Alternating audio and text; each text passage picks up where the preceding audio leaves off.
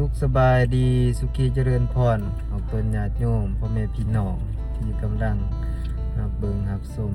วิดีโอจากพระอาจารย์นันทนากรสุธรรมโกสารจาก Facebook Fanpage เทศดาวเดิมห่างหายกันไปหลายอาทิตย์บ่ได้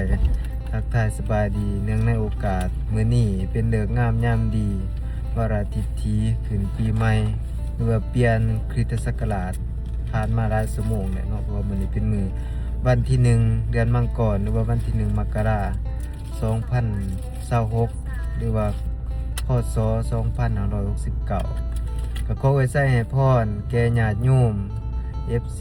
ทุกท่านทุกคนทั่วทุกมุมโลกที่ติดตามพระอาจารย์นันทนากรด้วยดีเสมอมาขอให้พ่อแม่ญาติโยมสุขุสุขคนมีความสุขความเจริญเด้อ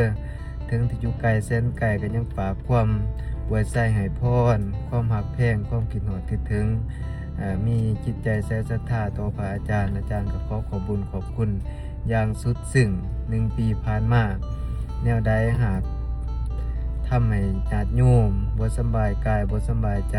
เนาะเฮาก็อโหสิให้ซึ่งกันและกันอภัยให้ซึ่งกันและกันปีใหม่เดือนใหม่ขอให้ทุกท่านทุกคนตั้งจิตตั้งใจ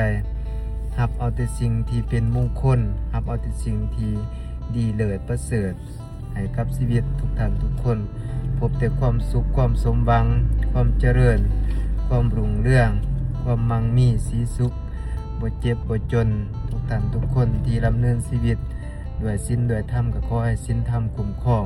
ทุกท่านทุกคนให้เจริญก้าวหน้ามั่งมีสีสุขร่ำรวยเงินทองมีกินมีใส่เบิดทุกท่านทุกคนเด้อ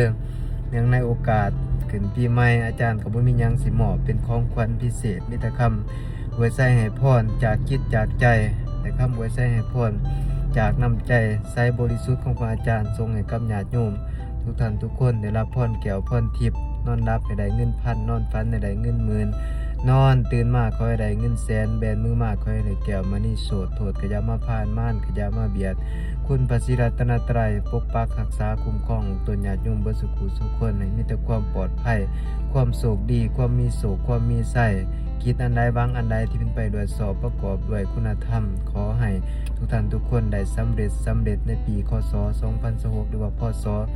2569ขอให้เป็นปีขำปีคูณปีหังปีมีปีลำปีรวยปี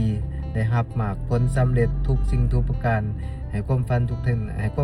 นทุกคนเป็นจริงทุกประการเด้อโยมเด้อขอให้ทุกท่านทุกคนมีอายุวันนั่งสุขขังพลังทุกทิพาราธิการทุกทานทุกคนด้วยเถิดสาธุ